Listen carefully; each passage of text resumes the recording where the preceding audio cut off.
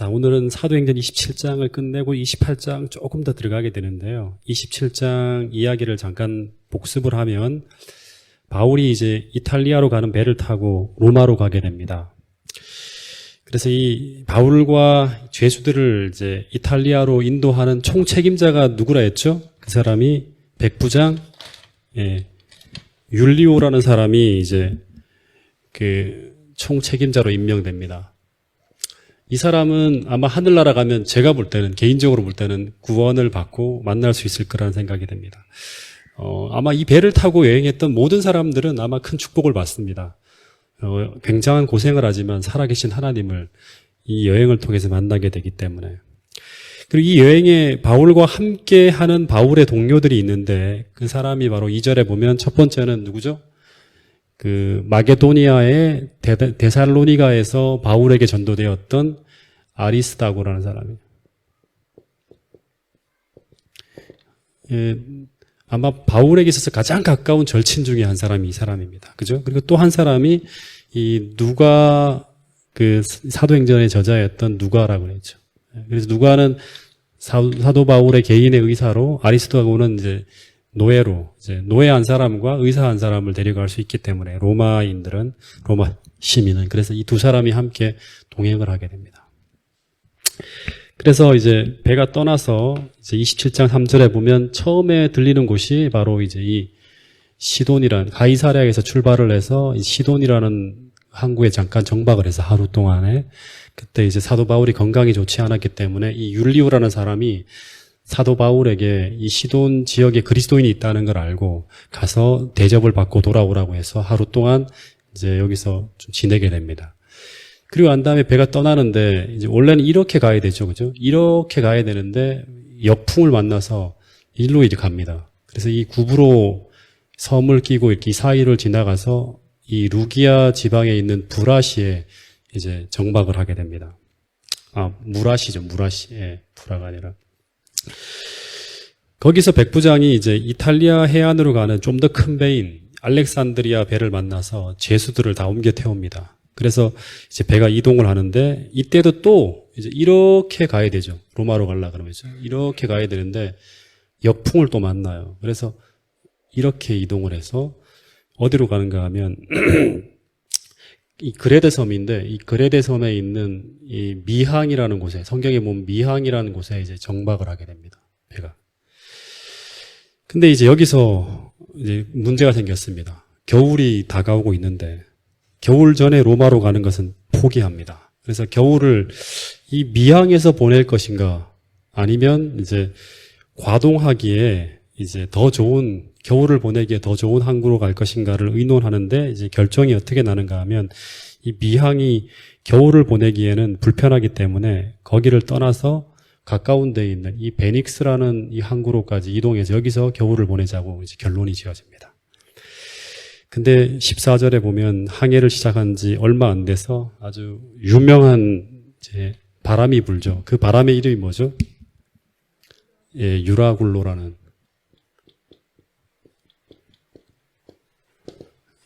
광풍이 붑니다. 이것은 오늘날에 보면 이제 한국에 불어닥치는 태풍이나 미국에서 이제 뭐 허리케인 같은 이제 이름을 가진 그 광풍입니다. 이게 크게 일어나면서 배가 완전히 통제가 불가능해지면서 바람이 가는 대로 배가 휩쓸리기 시작하면서 16절에 보면 어디로 가는가 하면 가우다라는 섬에 이제 그 지나가게 됩니다.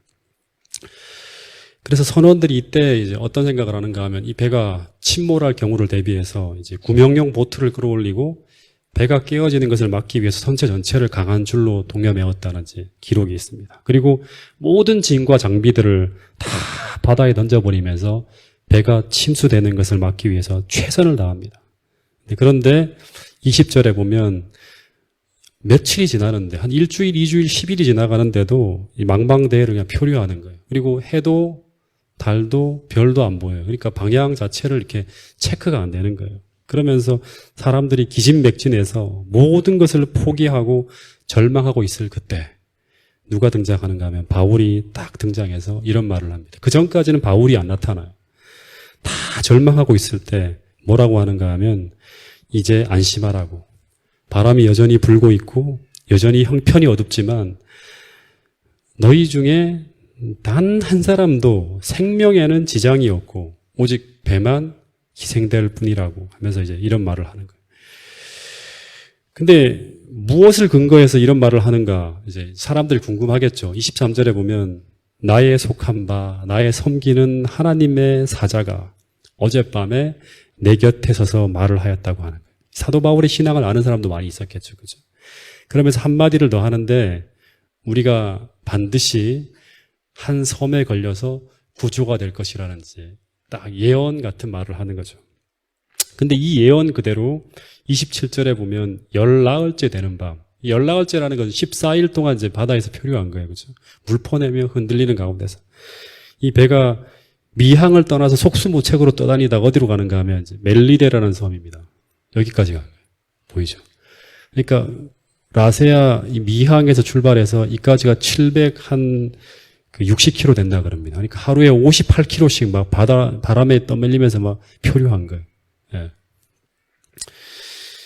그래서 사공들이 이제 이 섬이 어느 섬인지 모르고 막 수심을 재어보는 거예요. 재어보는데 육지가 가까워졌다는 걸 느끼면서 처음에는 37m, 조금 더 지나가다가 재보니까 27m, 잠깐 동안에 10m씩 줄어드는 거예요. 근데 이거는 이 배가 해안에 신속하게 접근하고 있음을 나타내는 것이라 그럽니다. 그래서 29절에 사공들이 암초가 걸릴까 조심해서 닻을 내리고 날이 새기를 기다린다고 합니다. 그런데 30절에 보면 사공들이 이상한 행동을 시작합니다. 30절부터 39절까지를 한번 읽어보겠습니다. 30절부터 39절 사도행전 27장 시작.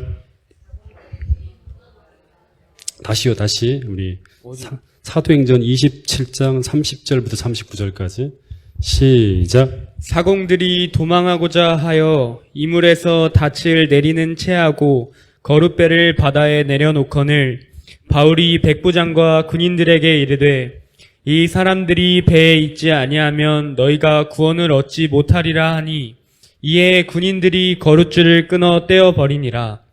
날이 새어가매 바울이 여러 사람에게 음식 먹기를 권하여 이르되 너희가 기다리고 기다리며 먹지 못하고 줄인 지가 오늘까지 10나흘인즉 음식 먹기를 권하노니 이것이 너희의 구원을 위하는 것이요 너희 중 머리카락 하나도 잃을 자가 없으리라 하고 떡을 가져다가 모든 사람 앞에서 하나님께 축사하고 떼어 먹기를 시작하매 그들도 다 안심하고 받아 먹으니 배에 있는 우리의 수는 전부 276명이더라. 배부르게 먹고 밀을 바다에 버려 배를 가볍게 하였더니 날이 샘에 어느 땅인지 알지 못하나 경사진 해안으로 된 항만이 눈에 띄거늘 배를 거기에 들여다 댈 수 있는가 의논한 후. 네.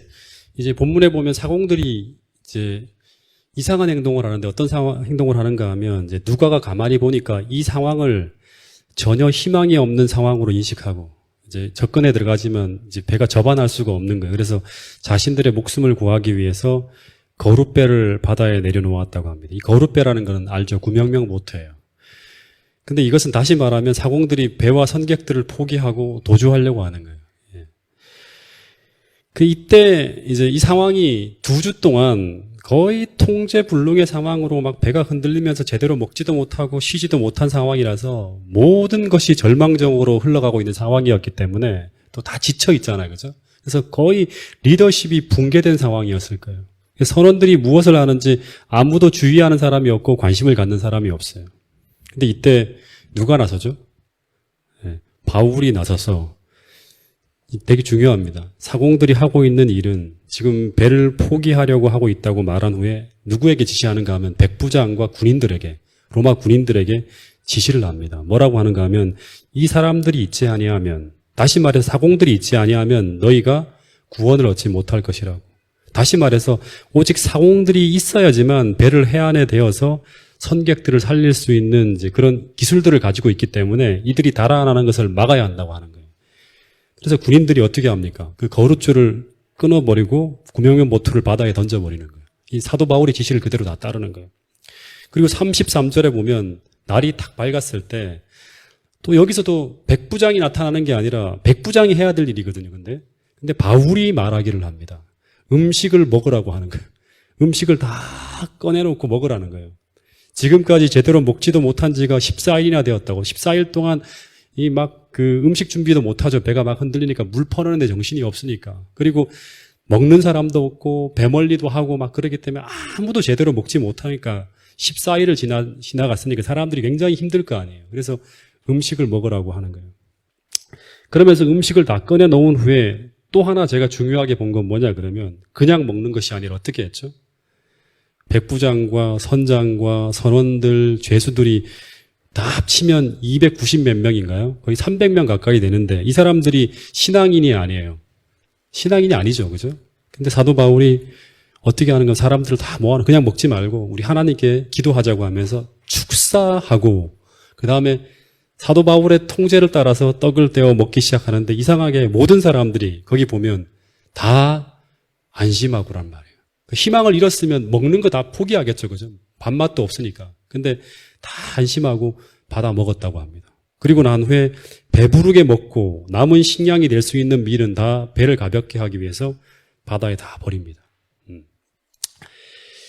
여러분, 지금 상황에서 원래는 이 배를 지도하고 통제해야 될 사람이 누구인가 하면 백부장이 아니면 선장이 이 상황들을 지휘하고 통제하며 사람들을 이끌어야 되는데 그런데 지금 본문을 보면 이 사람들의 지도력은 이 상황에서 보이지 않아요. 지금. 그 대신에 사도 바울은 어떤 사람이죠? 죄수로서 통제를 받아야 될 사람이에요. 그죠? 자유가 없는 사람이에요. 죄수로서 로마로 가고 있는 바울이 이 사람들을 인도하고 있는 모습을 보게 됩니다. 그 전까지는 백부장의 통제에서 쭉 오다가 광풍이 막 몰아닥치자. 왜 이런 일이 벌어졌을까요? 여러분, 사람이 더 이상 일할 수 없는 때, 지금 사람이 일할 수 없는 거예요. 지금 모든 게 다 절망이에요. 다시 말해서 모두가 희망을 포기한 그 상황에서 그때 리더십을 발휘할 수 있는 사람은 그 상황에서 희망을 말할 수 있는 사람이에요. 모두가 길이 없다고 말할 때 길을 보고 있는 사람이 그 사람이 바로 그 상황에서 리더가 되는 거예요. 근데 사도 바울은 지금 모든 게 다 어둡고 막 침침하고 다 죽을 것 같은 상황이 벌어졌는데 하늘로부터 기별을 받고 우리는 사람 중에 한 사람도 죽을 사람이 없고 배가 잠시 깨어질 것이다. 불편함이 있겠지만 우리는 이 상황을 이겨나갈 수 있다고 얘기를 하는 메시지를 던지는 거예요.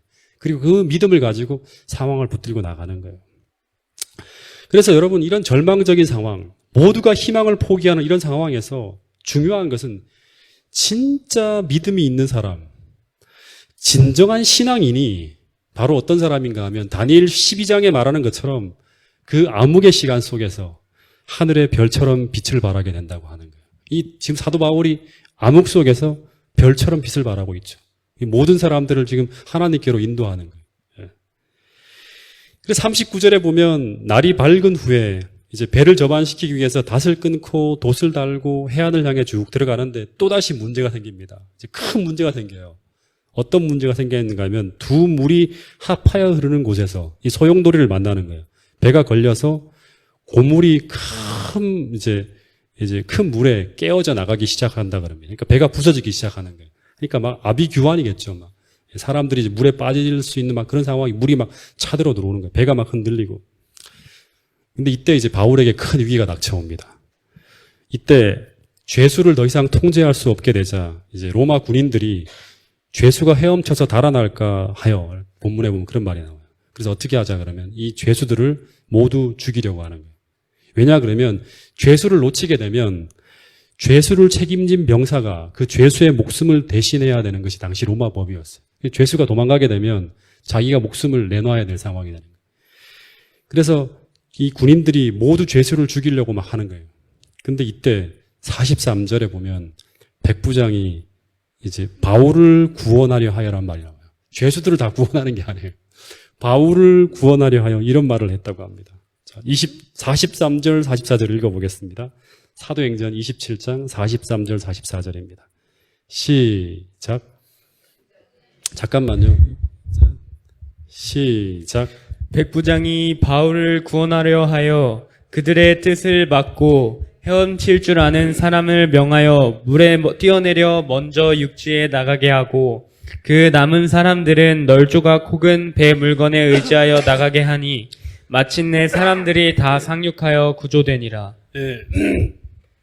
이 상황은 보통의 상황이라면 죄수를 다 죽여야 되는 상황이에요. 이제 아마 로마 군인들의 어떤 그런 죄수를 인도하는 지침에 나오겠죠. 달아나려고 할 수밖에 없는 상황이 되면 다 죽여야 된다. 근데 이 백부장이 바울 하나를 구원하기 위해서 모두를 살리기로 결정한 거예요. 참 감동적이죠. 그리고 백부장 율리오가 이제 배가 해안 가까운 곳에 이렇게 딱 부서지고 있기 때문에 사용할 수 있는 널빤지는 헤엄칠 줄 모르는 사람들을 위해서 남겨두고 헤엄을 칠 줄 아는 사람 먼저 헤엄쳐 건너가게 합니다. 그래서 남은 사람들은 물살 때문에 부서지거나 손으로 뜯어낸 조각을 잡고 막 가라앉은 배에서 탈출하면서 막 다 흩어지면서 이 섬을 향해 쭉 나가는 거예요. 근데 율리오가 왜 이런 결정을 했을까요? 제가 볼 때는 사도 바울이 한 예언을 이 사람은 믿고 있었을 거예요. 한 사람도 이제 생명을 잃는 사람이 없을 거라는 사도 바울의 그 지금까지의 생애를 쭉 지켜보고 이 사람의 한 말을 의지해서 상황을 전체로 통제해 나가는 거예요. 그래서 막 아비규환 속에서 막 그 소용돌이 가운데서 배가 부서져 침몰하고 사람들이 막 난리가 나고 하면서 물에 뛰어들고 널빤지 조각 잡고 이제 막 가는데 어떤 일이 벌어지는가 하면 사람들은 단 한 사람도 생명을 잃지 않고 이제 그 본문 그 다음 절에 보면 다 섬의 상륙에서 구원을 얻었다고 하는 거예요. 놀랍죠. 예, 이게 어떻게 보면 아주 디테일하게 날짜별로 연락을 걸리고 뭐 하면서 어디를 지나고 하는 세세한 역사 기록을 통해서 누가가 하나 빠짐없이 이게 신화적으로 보이지 않도록 구체적으로 그 모든 상황을 다 기록해 놨어요. 여러분 다시 말하면 이것은 역사라는 거예요. 예, 2000년 전에 사도 바울을 통해서 하나님이 함께 하신 역사로서 우리가 바라보라고 하는 거예요. 그리고 또 하나 놀라운 것은 단 한 사람도 탈출해서 어디로 도망한 사람이 없이 사람들이 다 모였어요.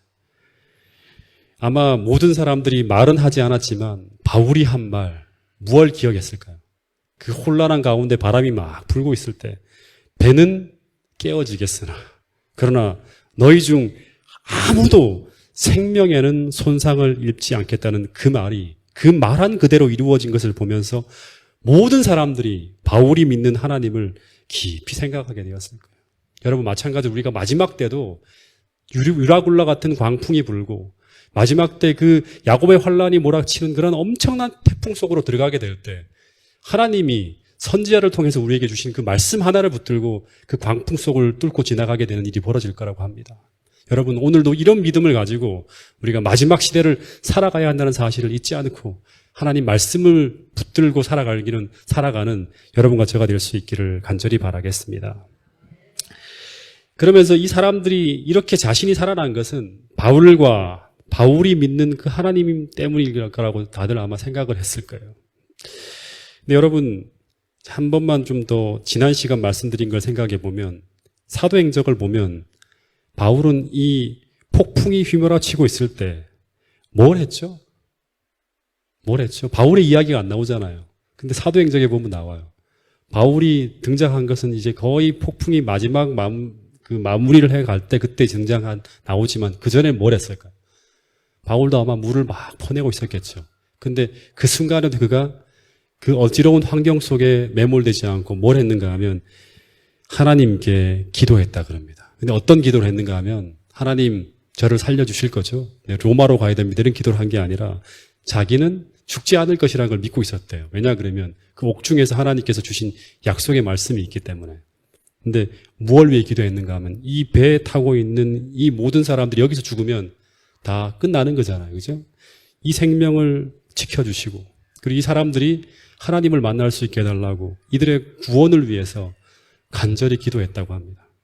그리고 그 기도의 응답으로 천사가 딱 나타나서 이 배에 타고 있는 모든 사람들의 생명을 하나님이 지켜주시겠다는 약속을 주셨고 이 바울의 기도 때문이에요. 그리고 모두가 안전하게 될 곳이라니까 그러면서 안심하라는 기별을 이제 줘요. 그리고 그 기별을 가지고 사도 바울이 갑판에 서서 성령 충만함으로 증거하는 거예요. 그리고 그 말씀 그대로 실제적으로 아무도 생명을 잃지 않고 배만 깨어진 채 사람들은 모두 멜리네삼에 싹 상륙하는 거예요.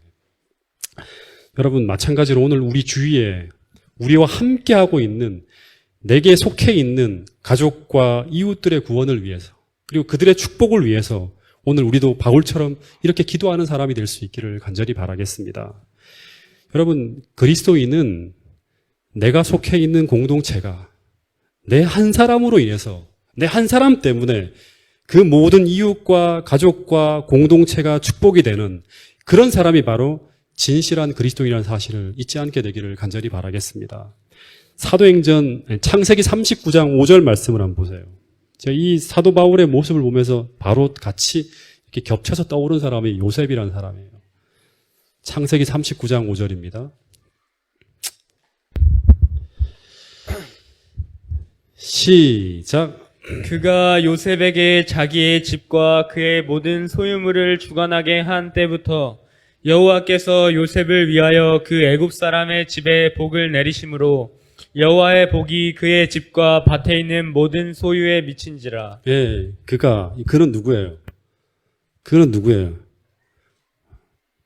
보디발이죠. 보디발이 요셉에게 자기의 집과 그의 모든 소유를 주관하게 한 때부터 여호와께서 보디발을 위하여가 아니죠, 그죠?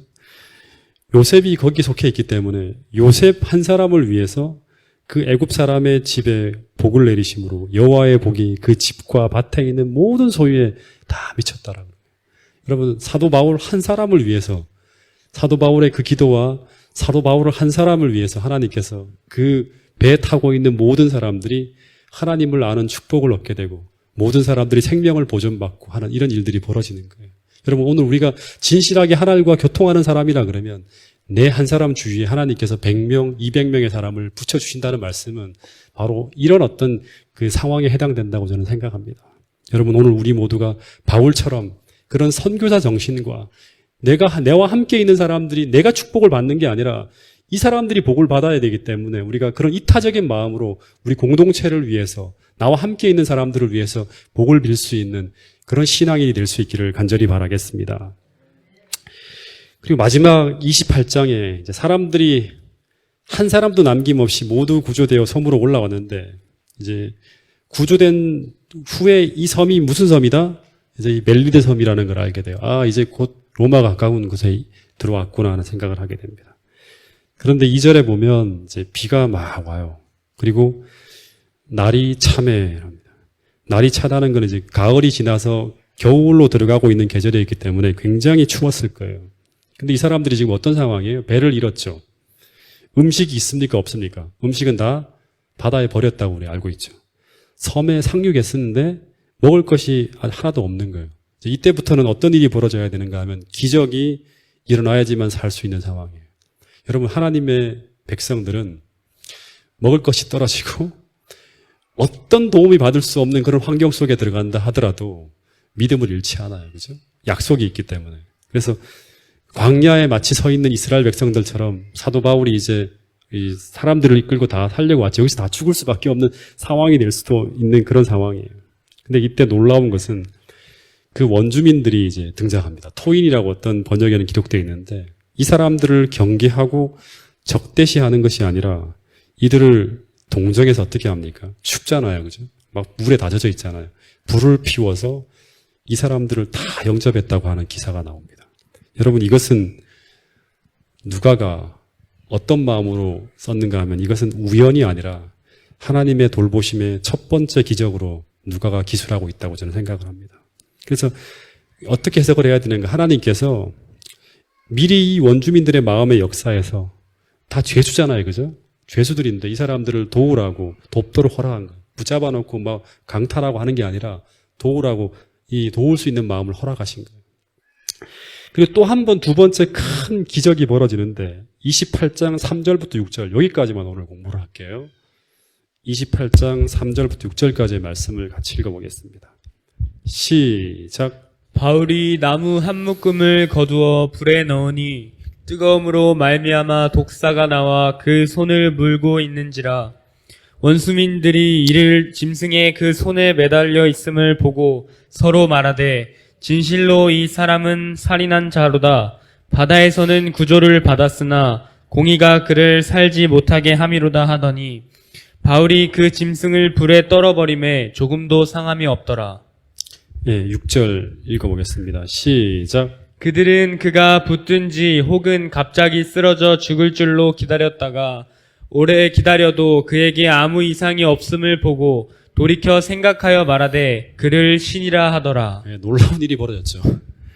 본문에 보면 바울이 사람들을 이제 따뜻하게 하려고 원주민들이 불을 피웠는데 사도 바울이 먼저 움직였어요. 참 이 사람은 내게 봉사하는 사람 같아요. 그죠? 나무를 한 움큼 거두어서 불에다 탁 던졌는데 그 뜨거움으로 말미암아 이제 추위에 이제 동면하러 들어갔던 독사가 다시금 위험을 감지하고 활동성을 찾아서 이렇게 튀어나온 거예요. 그리고 던져버린 그 바울의 이제 손을 탁 물고 거기에 매달려 있는 거예요. 독사가. 그래서 사람들이 말하기를 이 사람은 정말로 살인죄를 저지른 사람인가 보다라고 생각을 했다 그럽니다. 지금 로마로 가는 사람들은 어떤 사람들이에요? 이 황제에게 억울함을 호소한 사람이잖아요. 그죠? 근데 억울함을 호소한 사람이 아니라 진짜 살인죄를 저지른 사람인가 보다고 생각을 해요. 그래서 바다에서는 구조를 받았으나 하나님의 공의는 그를 살지 못하게 함이다라고 이제 전부 다 이구동성으로 말을 합니다. 그래서 근데 이제 바울이 어떻게 하는가 하면 가볍게 그 뱀을 어떻게 떨어뜨려 버렸어요. 손을 흔들어 떨어뜨려 버리고 이제 탁 이제 태평하게 있는 거예요. 보통 사람 같으면 뭐 여러분들 어떻게 하세요? 독사에 물렸으면 막 난리가 나겠죠. 죽었다 하면서 막 난리가 나겠는데 사도 바울이 아무 생각도 없이 떨어버리고 가만히 있는 거예요. 그런데 마을 주민들이 생각하기를 어떻게 생각했다? 이제 퉁퉁 붓던지 이제 그죠 독으로 인해서 아니면 갑자기 쓰러져 죽을 줄을 알고 기다렸다 그럽니다. 근데 시간이 지나도 아무 이상이 없음을 보고 모든 사람들이 뭐라고 생각했는가 하면 이 사람이 신이다라고. 예. 그러면서 이 원주민들뿐 아니라 지금 원주민들의 마음도 열리기 시작하죠. 근데 지금 이제 거듭 누가 이 장면을 보고 있어요 지금? 로마 군병들하고 그 다음에 그 죄수들과 그 마을 주민들이 뭘 보고 있는가 하면 이 바울과 함께하는 하나님을 계속 주목해 보게 됩니다. 그러면서 이 바울 이야기가 어디로 이제 이어지는가 하면 이제 이런 일이 벌어졌다는 이야기가 그 마을에서 제일 높은 사람인 추장이죠. 그 사람 이름이 뭐죠? 네. 보블리오라는 사람에게 전해집니다. 네. 그러니까 제일 이 마을의 어른이죠. 이 사람에게 이제 전해집니다. 그래서 이 보블리오라는 사람이 이제 이 마을의 제일 높은 사람인데 바울과 그 일행들, 다시 말하면 일행이라면 누구예요? 아리스다고와 그 다음에 누가 이 두세 사람을 영접합니다. 그래서 거기서 3일을 함께 머물게 합니다. 그러면서 저 이야기 하는데 바울이 무슨 얘기를 했을까요? 십자가와 예수님 그리고 자기의 이런 모든 능력의 근원 되시는 창조주 하나님을 계속 소개했겠죠. 그런데 마침 그 아버지가 이 보블리오의 아버지가 열병과 이질에 걸려 누워 있는 걸 보고 이제 사도 바울이 들어가서 뭘 합니까? 기도하고 안수를 하는데 그 회복이 되는 거예요. 그러면서 그 섬 가운데 있는 모든 사람들이 와서 고침을 받고 후한 예로 있을 것을 대접하고 그 섬을 떠날 때 이 배에 필요한 것들을 다 공급하는 그런 일을 했다고 합니다. 심지어 다른 섬까지 본문을 보면 다른 섬에 있는 사람들까지 바울의 이야기를 듣고 쭉 몰려왔다는 이야기가 나옵니다.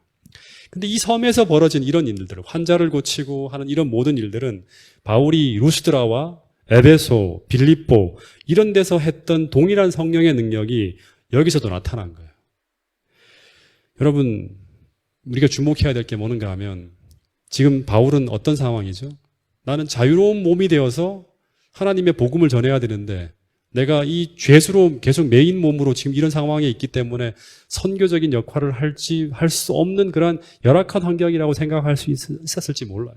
근데 지금 죄수로 붙들려 가는 중이었는데 그러나 하나님은 바울이 기도하며 구했던 그 성령을 부어주셔서 그 상황에서도 그 어려운 상황에서도 루스드라와 빌립보와 에베소에 벌어진 동일한 성령의 능력으로 선교 사역을 하게 했다는 거예요. 죄수로서 가는 곳마다 이 배 타고 있는 사람들이 다 하나님을 발견하고 멜리드 섬에서도 하나님을 발견하고 그리고 그 수많은 사람들이 섬에 있는 사람들이 다 사도 바울과 함께 하신 하나님을 보고 몰려오는 이런 역사가 펼쳐지고 있는 거예요. 여러분 그래서 우리가 어떤 입장에 놓여 있든지 우리가 자유로운 입장이든지 아니면 매여 있든지 어떤 형편과 어떤 일에 매여 있든지 우리는 나와 접촉하는 모든 사람들에게 내가 그리스도인임과 동시에 주님의 증인, 하나님의 선교사임을 잊지 마시고 거기서도 하나님의 증인으로서 기도하며 주의 복음을 전하기 위해서 최선을 다하는 여러분과 저가 될 수 있기를 간절히 바라겠습니다. 그러면 그 가운데 성령이 역사해서 사도 바울과 함께 하신 그 하나님의 능력이 동일하게 여러분의 생애 속에서도 펼쳐질 수 있다고 오늘 본문은 이야기하고 있습니다. 10일 후에 이제 보면, 10절에 보면 후한 예로 그들이 떠날 때 선물을 제공하는데 뭐를 제공했다 그럽니까? 돈도, 음식도, 옷, 그리고 짐, 이런 것들을 다 실어줍니다. 근데 이제 이 돈, 음식, 옷, 짐, 이게 전부 다 어떤 거죠? 여행 중에 배가 파선함으로 말미암아 그 모든 잃어버린 것들을 그 다 잃어버린 사람들에게 충분하게 지금 다 채워지는 거예요, 지금. 예. 누구 때문에 이런 일이 벌어지고 있죠? 사도 바울 하나로 말미암아 그들이 잃어버렸던 것을 다 회복하는 거예요. 바울이 믿는 그 하나님으로 인해서 그게 이루어지고 있는 것을 보게 됩니다. 여러분, 그래서 유라굴라 광풍으로 인해서 그 배에 탔던 모든 사람들은 어떻게 보면 정말 어마어마한 고난을 당했지만, 그러나 시간을 지나고 보니 그 모든 것들이 하나하나 다 복구되어지고 더하여 그들 모두는 아주 큰 축복을 받았는데, 그게 무슨 축복이죠? 바로 바울이 믿는 하나님을 만나게 되었다는 것입니다. 여러분, 아마 제가 볼 때 이 배에 타고 갔던 이 수많은 사람들 중에 대부분의 사람들이, 많은 사람들이 하나님을 믿게 되지 않았을까 하는 생각을 해보게 됩니다. 여러분, 오늘 우리에게도 우리가 가는 길에 이런 유라굴라 같은 그런 큰 광풍이 몰려올 수도 있습니다. 그래서 나와 함께하는 공동체에 속한 사람들이 어려움을 겪게 될 때, 그때도 희망을 발견하고, 그리고 하나님께 기도함으로 말미암아 나와 함께 속했던 모든 사람들이 하나님의 도움으로 그 어려운 시간들을 지나가고, 뿐만 아니라 거기서도 하나님을 발견하게 되는 그런 놀라운 축복들을 우리로 말미암아 경험할 수 있게 되는 그런 축복의 사람들이 여러분과 저가 될 수 있기를 간절히 바라겠습니다.